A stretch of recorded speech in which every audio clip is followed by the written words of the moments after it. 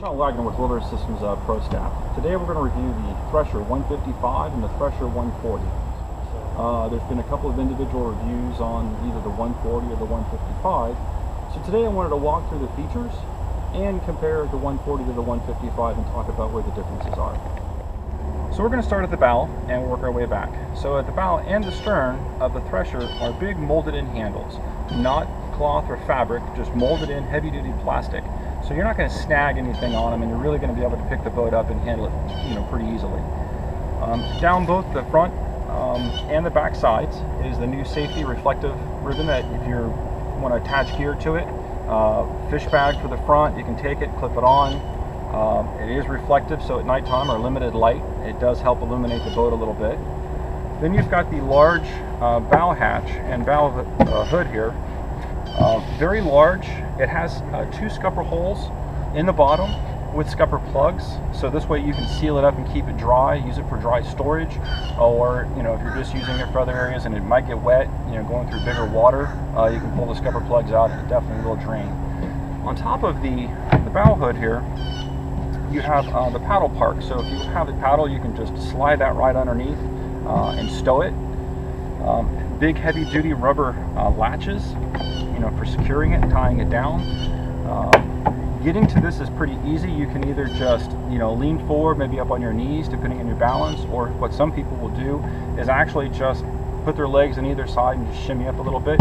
But getting to this in this particular boat, it's very stable and it's easy to get up here.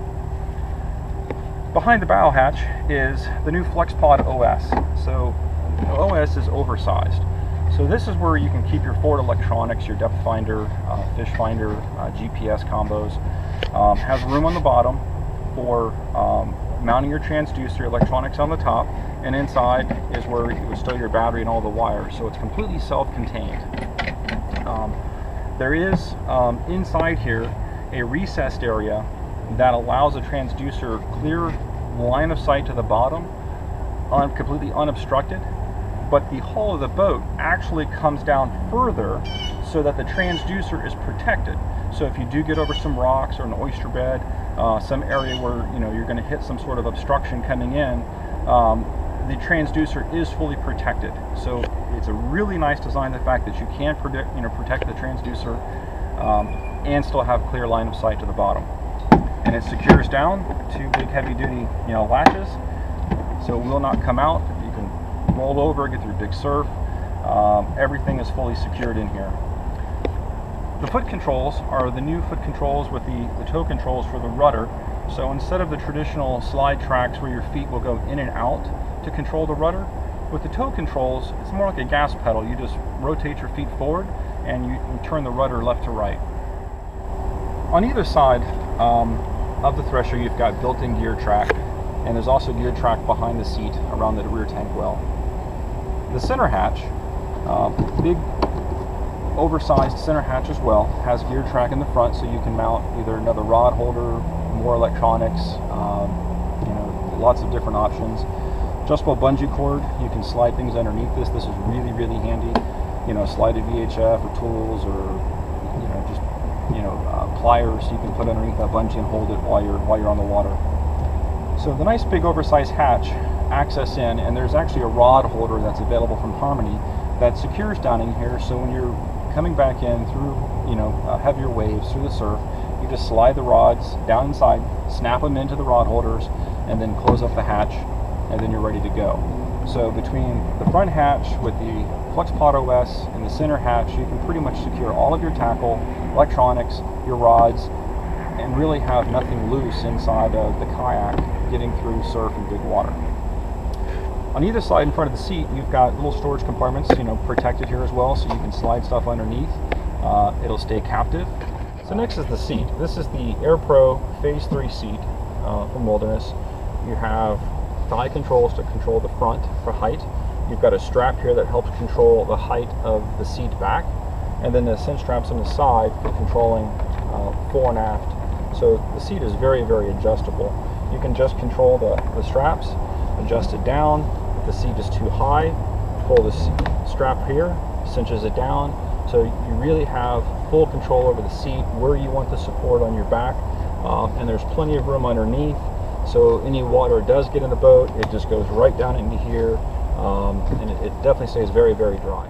So behind the seat, you've got plenty of area here to mount flush mount rod holders in multiple configurations, whether you just want a single or you want to put a couple of them in there.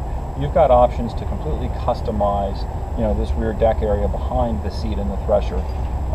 Additional gear track we talked about earlier, adjustable bungees, you can loosen these up, adjust this as needed. Inside the tank well, you have these very solid tie downs with the strap that's adjustable, and you can put your cooler, tackle box, other gear back here, cinch this down and really lock in whatever equipment that you have here in the rear tank well. On the 155, it's very much an extended tank well. Moving further to the back, you've got the rear handle, then you've got the rudder here. Release the rudder, you've got your control lines, deploy the rudder, you're ready to go. So now let's talk about the differences between the 140 and the 155. So the 155 is 15 feet 6 inches long, where the 140 is 14 feet 3 inches long.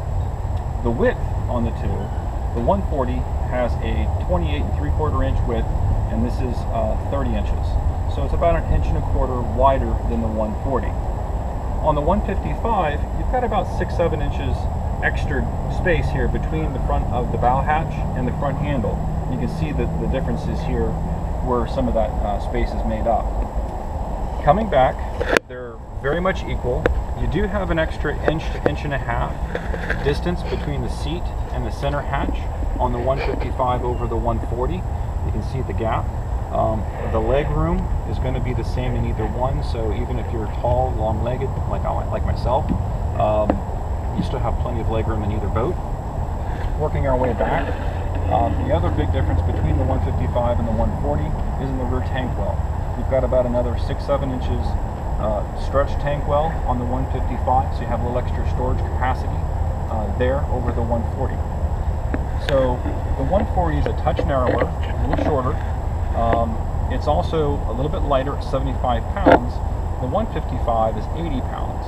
Now, how that's going to translate to capacity on the water, the 140 has a capacity of 400 pounds and the 155 is 450 pounds. Next, we're going to get them both on the water and we're going to paddle both of them.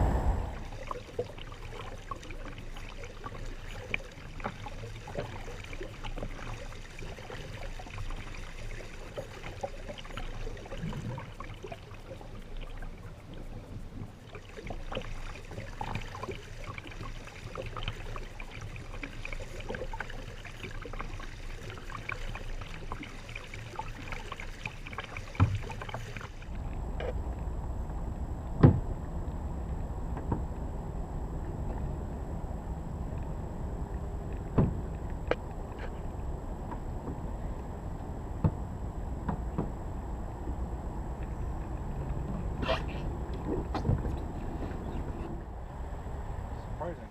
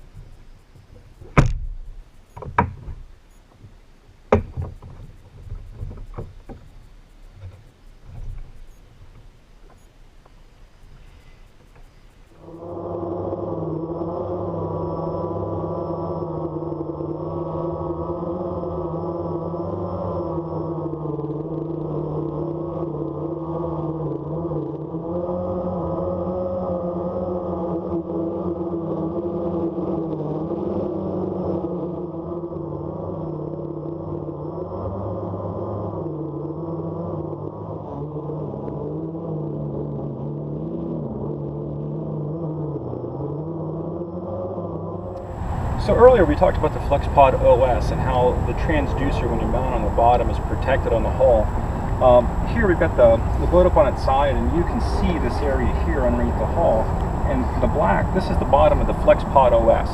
So even if your transducer is mounted down, even one of the larger ones with the down imaging, or you still have lots and lots of room, and it's going to be protected no matter what you go over. So this is that recessed area that sits in the bottom of the hull.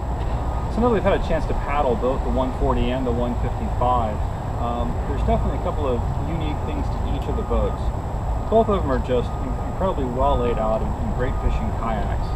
The 155, while paddling, I was able to actually average just a little over 5 miles an hour, about 5.2, according to the GPS. Now on the 140, we were averaging about 4.5 to 4.6 miles an hour. Top speed, I was able to get just a little over 6 miles an hour with the 155. So given the longer haul, the longer length of the water line on the 155, it's definitely a little faster overall. It's a little wider. Now the 140, being a little shorter, a little narrower, was more nimble. It was easier to turn. It was easier to handle overall. Now the 155 was definitely very easy to turn, but the 140 was a little easier overall.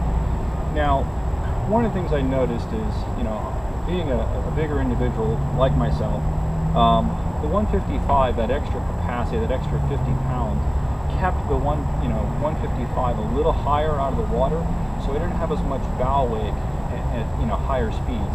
The 140, being a little lower in, I was pushing a little more water on the bow, and that could have attributed to the overall speed. So if you have a little extra gear, or you're a larger individual such as myself, you really want to take a look at the 155. The 140, all around great kayak. Extra capacity and want that extra flotation, particularly out there on the ocean, the big water, look at the 155. So thanks for watching the video. Hopefully this was helpful for you. If you'd like to get more information, go to wildernesssystems.com.